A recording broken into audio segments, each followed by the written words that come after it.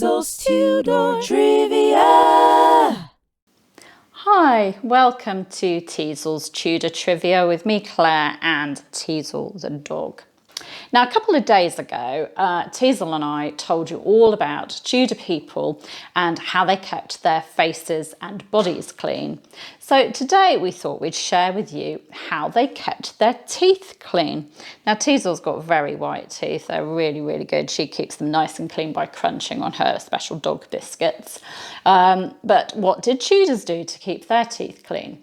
Well, Sir Hugh Platt, in his work, his contemporary work, Delights for Ladies, writes, "For keeping teeth both white and sound, take a quart of honey, as much vinegar and half so much white wine.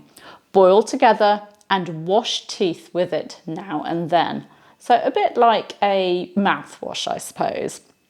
Toothpicks could be used to remove any debris like meat or anything between the teeth. And then linen cloths or even chewed twigs, could be rubbed over the teeth to clean and polish them.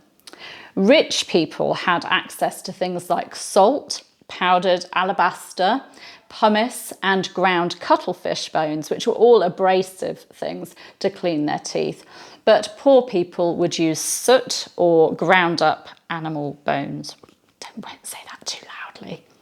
The mouth would then be rinsed or a herb mouthwash used, and teeth could also be whitened if you were worried about how your teeth were looking with something like chalk dust, which doesn't sound very nice.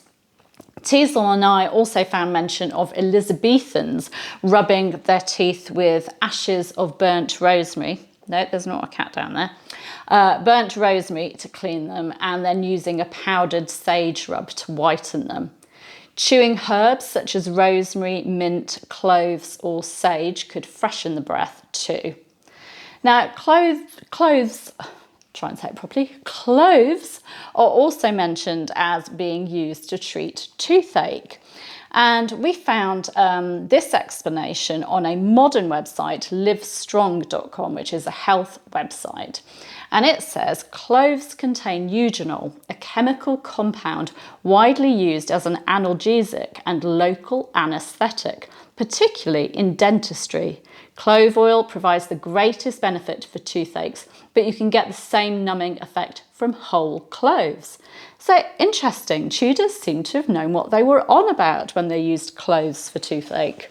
Of course, if the toothache got really bad, then the tooth would have to be extracted. Ouch. We both say ouch to that, don't we, Teasel? Ouch. Thank you for joining us. We'll see you again tomorrow. Bye-bye. Teasel's Tudor Trivia!